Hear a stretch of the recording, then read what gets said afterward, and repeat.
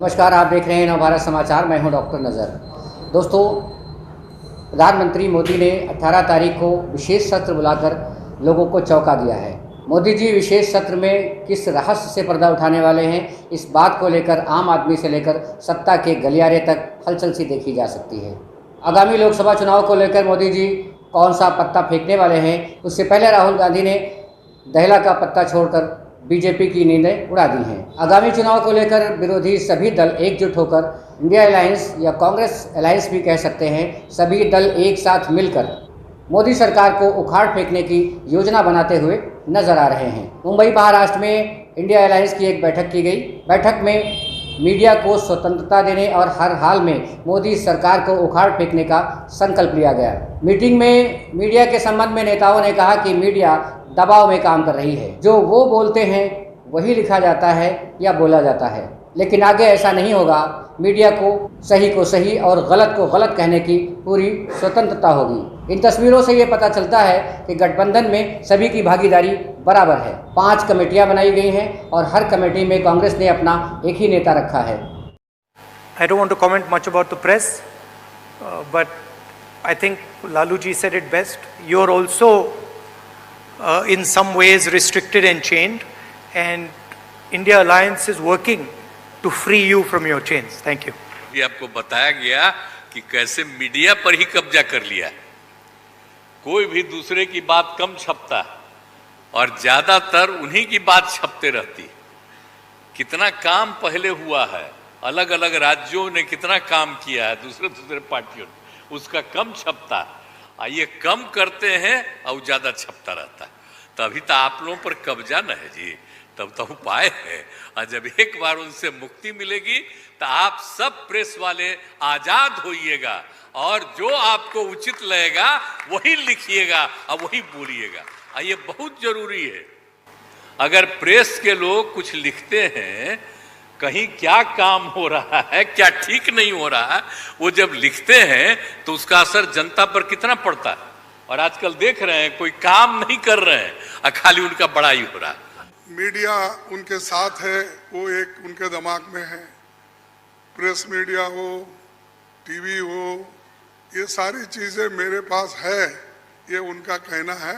और हमको कभी कभी ऐसा दिखता भी है, माफ़ करो क्योंकि मैं ऐसा बोल रहा हूँ समझ के, आप गुस्से में आके हमारे खिलाफ मत लिखो। तो जो कुछ है वस्तु स्थिति, आपको भी मुंह को ताला लगाया, हाथ बंद दिए आपके भी लिखने के, ये सारी चीज़ें कर रहे हैं और आहिस्ता आहिस्ता डिक्टेटर के तरफ वो जा रहे हैं। न खाऊंगा न किसी को खाने दूंगा, लेकिन खाने तो सबको दे रहे हैं, अपने को जो चाहते हैं उनको तो दे रहे हैं, लेकिन लोगों को भूखे मार रहे हैं, लोगों को कुछ नहीं दे रहे। इससे यह साबित होता है कि कांग्रेस ने अपने आप को सबसे बड़े होने का दावा छोड़ दिया है। एक कोऑर्डिनेशन कमेटी बनाई गई है, ये राज्य स्तर पर सीटों के बंटवारे को लेकर काम करेगी। इस मीटिंग में सबसे अच्छी बात यह देखने को मिली कि सभी नेता मीडिया के सामने सहज नजर आ रहे थे। गठबंधन के नेताओं ने जो भी कहा, प्रेस के सामने कहा। नेताओं ने क्या कहा, ये आप खुद ही सुन सकते हैं। स्टेज पे जो नेता हैं, जो पार्टीज हैं, वो हिंदुस्तान के 60% लोगों को रिप्रेजेंट करती हैं। और अगर हम एक साथ मिलके चुनाव लड़ेंगे तो बीजेपी चुनाव जीत ही नहीं सकती है। और मुझे बहुत खुशी हो रही है कि जो हमारी पार्टीज हैं, जो हमारे नेता हैं, उनके बीच में जो रैपोर है, जो फ्लेक्सिबिलिटी है, वो गहरी होती जा रही है। और मुझे लगता है कि इंडिया अलायंस बीजेपी को चुनाव में आसानी से हरा देगा। मुझे बेहद खुशी है कि इंडिया अलायंस में सब लोग आपस में जुड़ रहे हैं। एक चीज़ मैं देख रहा हूँ, बहुत बड़ी बड़ी ताकतें, अब सबको लगने लगा है कि ये इंडिया अलायंस मोदी सरकार के आने वाले समय में मोदी सरकार के पतन का कारण बनने वाला है। तो बहुत बड़ी बड़ी ताकतें इस इंडिया अलायंस को तोड़ने में लगेंगी, बहुत बड़ी बड़ी ताकतें। पिछले कुछ दिनों से मैं देख रहा हूँ, जबरदस्ती क्या दिखाया जाएगा, इसकी उसके से लड़ाई हो गई, उसकी उससे लड़ाई हो गई, जबरदस्ती दिखाने की कोशिश की जाएगी, जबरदस्ती दिखाने की कोशिश की जाए। मैं पिछली 3 मीटिंग अटेंड कर चुका। मैं आपको पूरी जिम्मेदारी के साथ कह सकता हूँ, जितनी अच्छे से और जितने प्यार और मोहब्बत से सारी मीटिंग्स हुई हैं, किसी के साथ लड़ाई नहीं है। और यहाँ पे जितने लोग बैठे हैं, कोई पद के लिए नहीं आया, सब 140 करोड़ लोगों के इस भारत देश को बचाने के लिए आए हैं, इसको तरक्की के रास्ते पे ले जाने के लिए आए हैं। इंडिया मजबूत होते जा रहा है। ये बात भी सच है कि जैसे जैसे हम करीब आते जा रहे हैं, एक कदम आगे बढ़ते जा रहे हैं, तो इंडिया के विरोधी दल में घबराहट हो रही है। पहले हमें पूछा जा रहा था कि विपक्ष की एकजुट, और उसी वक्त हमने कहा था कि विपक्ष की एकजुट में नहीं मानता, हम सारे लोग देश प्रेमी हैं और हमारी एकता देश प्रेमियों की एकता है। और हमने हमारे अलायंस का जो नाम लिया है इंडिया, तो अब इंडिया के विपक्ष, इंडिया के विरोधी जो है, आप सभी जानते हैं वो कौन है। आज की मीटिंग में अच्छी चर्चा हुई, अच्छे डिसीजन लिए गए, कुछ कमेटीज बनाई गई और हम सारे लोगों ने तय किया है कि आने वाले चुनाव में हम तानाशाही के खिलाफ लड़ेंगे, हम जितने सारे जुमलेबाज हैं उनके खिलाफ लड़ेंगे, हम भ्रष्टाचार के खिलाफ लड़ेंगे।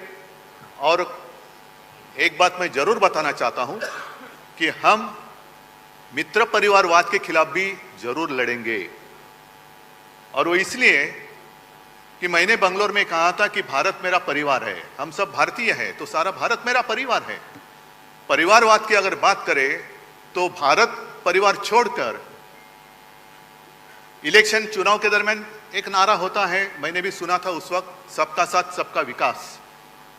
चुनाव जीतने के बाद जिन लोगों ने साथ दिया, सबको लात और अपने मित्रों का विकास, ये मित्र परिवारवाद अब हम चलने नहीं देंगे। और ये लड़ाई दिन ब दिन तेज होती जाएगी। पूरी जनता जो गरीब है, एक डर है, मन में डर है, क्या होगा, अब सेशन होने जा रहा है, क्यों बुलाए हैं, क्या होगा, आधी रात कुछ एक घोषणा हो जाती है, आज से ये बंद, आज से ये चालू।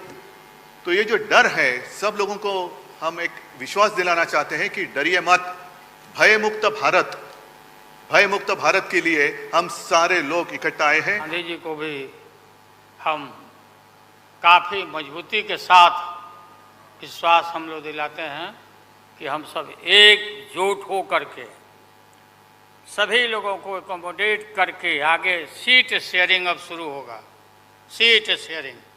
और सीट शेयरिंग में हम लोग सब लोग सफल होंगे, कोई दिक्कत कठिनाई नहीं होगी, कहीं कोई हर्डल नहीं होगा। अपना कुछ नुकसान करके भी हम लोग इंडिया को, ये संघ है, हम लोग जिताएंगे और मोदी को हटाएंगे और देश को बचाएंगे। देश के इतिहास को ही बदलना चाहते हैं, तो हम लोग सब मिलकर के देश के इतिहास को नहीं बदलने देंगे और सब मिलकर के जो अपना देश है वो पूरा मजबूती के साथ होगा और समाज के हर तबके का उत्थान होगा और किसी की उपेक्षा नहीं होगी।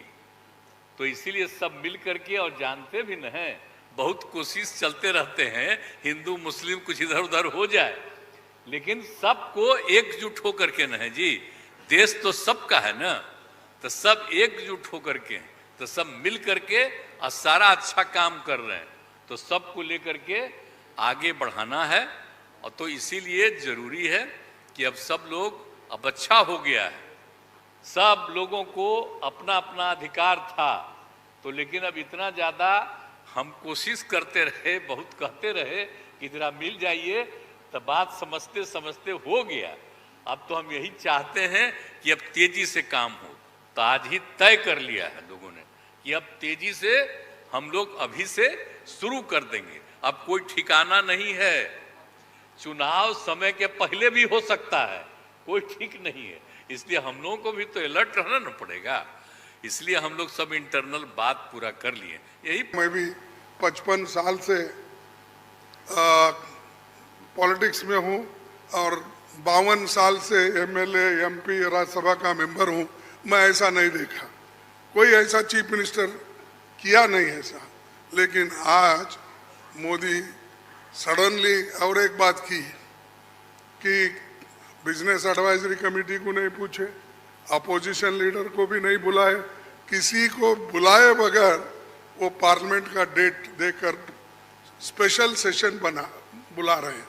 अरे स्पेशल सेशन मणिपुर जल रहा था तो आपने नहीं बुलाया, कोविड के वक्त नहीं बुलाया, जब अब चाइना अपनी जमीन हड़प कर ले रही है, कब्जा कर ली है, उसके लिए नहीं बुलाया।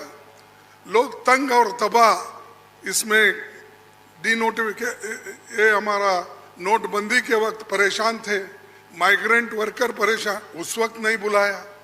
जब जब मुल्क अपने मुश्किल में रहता उस वक्त उन्होंने कभी नहीं बुलाया। अब क्यों बुलाया मुझे मालूम नहीं, आज का एजेंडा क्या है उनका मालूम नहीं। तो ये देश चलाने की रीत नहीं है, ये आहिस्ता आहिस्ता डिक्टेटरशिप की तरफ जा रहे हैं। प्रेस कॉन्फ्रेंस में बिहार के नेता लालू प्रसाद यादव ने मोदी पर सीधा निशाना साधते हुए मोदी पर तंज भी कसे। कोई होड़ नहीं है, सभी समान नजर आ रहे हैं। हम एक नहीं थे, एक मंच पर एक एक उम्मीदवार खड़ा नहीं होते थे, उसका खमियाजा देश को भुगतना पड़ा और मोदी काफ़ी इसका लाभ उन्होंने उठाया। हम शुरू से ही यह लड़ाई लड़ते रहे हैं कि भाजपा हटाओ देश बचाओ। वो खाता खुलवाया कि 5-5 लाख रुपया जमा करेंगे, 15-15 लाख रुपया। हम भी झांसा में आ गए और हमने भी अपना खाता खुलवाया। मेरे 7 बेटियां 2 बेटा और पति पत्नी दोनों मिला के 11 हो जाते हैं। देखा कि भाई 15 से गुना कर दीजिए, पैसा काफ़ी मिल जाएगा। सारे देश भर के लोग खाता खुलवा दिया, सब गरीब गुरबा आदमी प्रचारित करवाया इन लोगों ने। और मिला क्या, सब देश के लोगों को मालूम होगा, आप लोगों को भी मालूम होगा, आप लोग में वैसे भी खुलवाए होंगे आप लोग पर प्रेस के लोग भी, कि हो सकता है भाई मिल जाए, पैसा है देश का तो मिल जाए, वापस आ जाए। एक पैसा नहीं, सब इन्हीं लोगों का पैसा था। अभी काफ़ी जय जयकार हो रहा, होना चाहिए, वैज्ञानिकों का होना चाहिए। चंद्रयान पर लोग गए, सब घूमे फिरे लोग, हमारे वैज्ञानिक, देश का नाम ऊंचा हुआ। अब हमने सुना है कि मोदी जी अब ये सोच रहे हैं, और इसीलिए पहले ही लोकसभा का मीटिंग भी सुना है, बुला दिया है। हमने ये सुना, किसी जिम्मेवार आदमी ने कहा कि भाई हम लोग तो अब इतना देश के वैज्ञानिक आगे देश को ऊंचा कर दिए, दुनिया में नाम हो गया। हम अपील कर रहे हैं इसरो के वैज्ञानिकों से, अपने देश के वैज्ञानिकों से, कि भाई मोदी जी को पीछे नहीं रहना चाहिए। इनको चंद्रलोक से की बात छोड़ो, अब सूर्यलोक पर इनको पहुंचाओ। नरेंद्र मोदी पहुंच तो जाओ, हाँ, दुनिया भर में नाम हो जाएगा मोदी जी का। अमेरिका सब देश कहाँ पीछे छिटा जाएगा। राहुल गांधी जी घूमते रहते हैं अमेरिका में, कई देश में ये घूमे, इनको अवसर मिला है। तो ये भी देख लेंगे कि भाई मोदी जी सचमुच में देश का नाम करने के लिए अब ये चल पड़े हैं आगे। दशहरा के बाद इसकी तैयारी कर लें, हमारी शुभकामना है कि चले जाएं। मोदी जी को हटा के ही हम दम लेंगे हम लोग, इसलिए हम लोगों ने संकल्प लिया है बिल्कुल। और सुन ले मोदी जी, अब आप समझ लेना कि पहले से मैं आपसे लड़ते आ रहा हूँ, गुजरात के युद्ध के लड़ाई राइट के समय से, आपके और आपके गुरु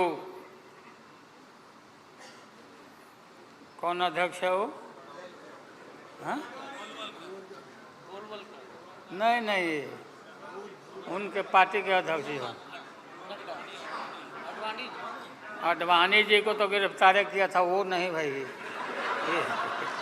अरे अभी जो है मौजूद अमित शाह, बताओ ही कहाँ के शाह नेता हो गए, कब का संघर्ष किया हुआ भाई, किस तरह का इनका इतिहास रहा। इंडिया अलायंस का नेता कौन होगा, इस एकजुटता से पता चलने लगा है। इस वीडियो में इतना ही, मिलते हैं अगले एपिसोड में। नमस्कार।